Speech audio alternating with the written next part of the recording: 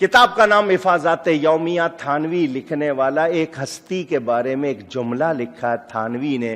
وہ کہتا ہے حضرت شاہ عبدالحق محدث دہلوی وہ ہیں جن کو روزانہ بلا ناغہ حضور کی زیارت ہوتی تھی.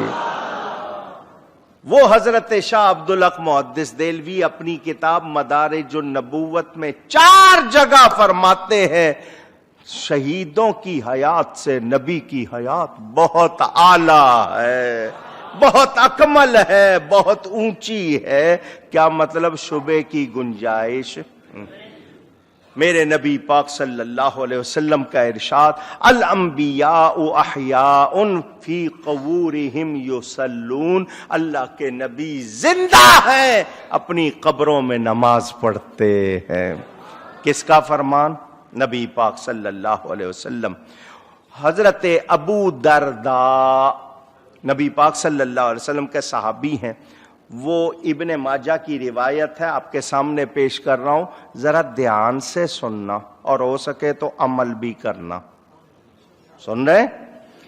حضور نے فرمایا جمعے کے دن مجھ پہ بہت زیادہ درود بھیجا کرو، بہت زیادہ درود.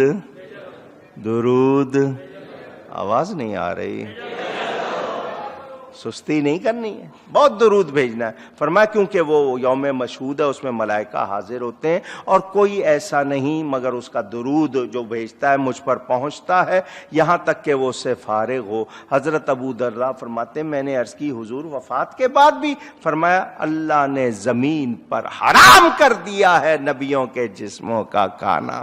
کیا مطلب؟ بعد میں بھی پڑھو گے، میں سنوں گا، میرے پاس پہنچے گا. حضرت ابو ہریرہ رضی اللہ تعالی، ان کا نام بتائے کوئی جلدی سے؟ ماشاءاللہ معلوم ہے، عبد الرحمن ان کا نام ہے. ابو ہریرہ بلی سے بہت کھیلتے تھے، حضور نے بلی والا نام رکھ دیا، وہی مشہور. حضرت ابو ہریرہ فرماتے ہیں حضور صلی اللہ علیہ وسلم نے فرمایا جس نے میری قبر کے پاس مجھ پہ درود پڑھا اسے میں خود سنتا ہوں اور جس نے دور سے پڑھا وہ مجھے پہنچا دیا جاتا ہے. ایک حدیث نہ ابھی سنی ایک حدیث، ہم ساری حدیثیں مانتے ہیں. حضور فرماتے ہیں یہ حیات الانبیاء، بیہقی شعب الایمان ترغیب اصبہانی میں روایت موجود. حضرت انس رضی اللہ تعالی عنہ راوی، حضور فرماتے ہیں جس نے جمعہ کے دن اور جمعہ کی رات، یہ جو رات گزر گئی اسلام میں رات پہلے ہے، جو گزر گئی تھی وہ جمعہ کی رات تھی، آج جمعہ کا دن. فرمایا جو جمعے کی رات جمعے کے دن میں مجھ پر 100 مرتبہ درود پڑے گا اللہ اس کی 100 حاجتیں پوری کرے گا، 70 آخرت کی حاجتوں میں سے اور 30 دنیا کی حاجتوں میں سے. پھر اس درود پر اللہ ایک فرشتہ مقرر کرتا ہے جو اس درود کو میری قبر پر مجھ پر اس طرح پیش کرتا ہے جیسے تم پر ہدیے پیش کیے جاتے ہیں. بے شک میرا علم میری وفات کے بعد ایسا ہی جیسا حیات میں ہے. اور وہ فرشتہ درود پڑھنے والے کا نام خاندان بتاتا ہے. حضور فرماتے ہیں میں لکھ لیتا ہوں. میں اور سنیں آپ نے یہ سن لیا، پہنچایا بھی جاتا ہے، خود بھی سنتے. کتاب کا نام جلاء الافہام، لکھنے والے علامہ ابن قیم حدیث لکھ رہے ہیں. حضور نے فرمایا لیس من عبد یصلی علی الا بلغنی صوتہ حیث کان، کوئی بندہ ایسا نہیں. عبدن نکرہ ہے، نفی کے تحت آیا ہے. لیسا کا لفظ نفی کے تحت آیا. کیا مطلب؟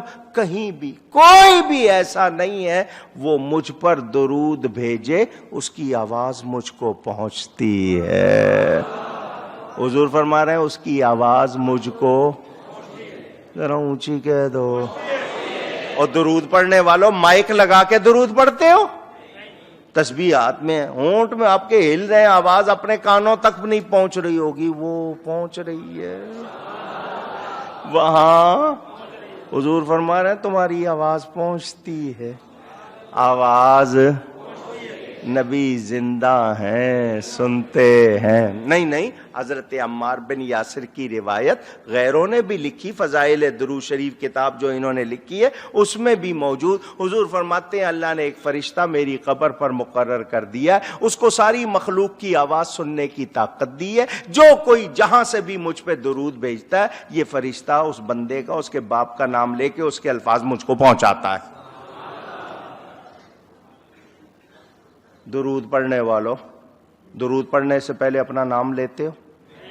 باپ کا نام لیتے ہو؟ فرشتے کو پتہ ہے،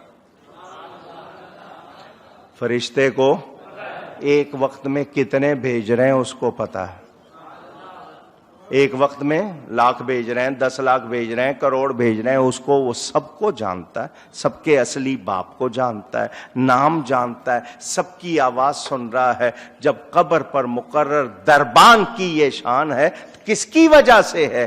نبی کی وجہ سے، تو نبی کی کتنی شان ہو۔ دور و نزدیک کے سننے والے وہ کان کا لفظ جو ہے نا، ایک تو یہ کان اور ایک کان جس کو مائن کہتے ہیں، جس میں سے ہیرے نکلتے ہیں، دونوں استعمال کیے نا اعلیٰ حضرت نے۔ دور و نزدیک کے سننے والے وہ کان لعل کرامت، کان میں سے کیا نکلتے ہیں؟ ہیرے لال نکلتے ہیں۔ ذرا شعر سمجھو، دور و نزدیک کے سننے والے وہ کان لعل کرامت پہ لاکھوں سلام۔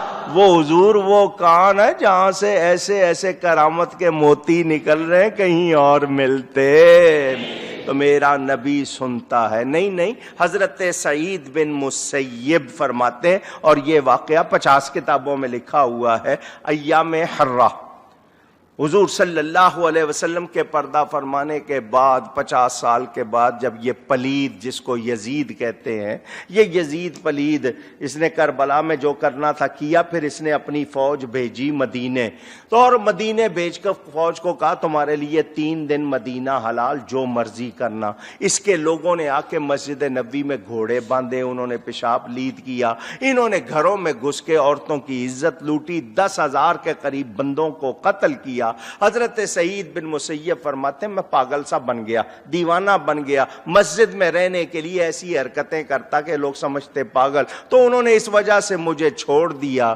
وہ کہتے ہیں 3 دن میں نے قبر رسول سے اذان کی آواز بھی سنی، جماعت کی آواز بھی سنی۔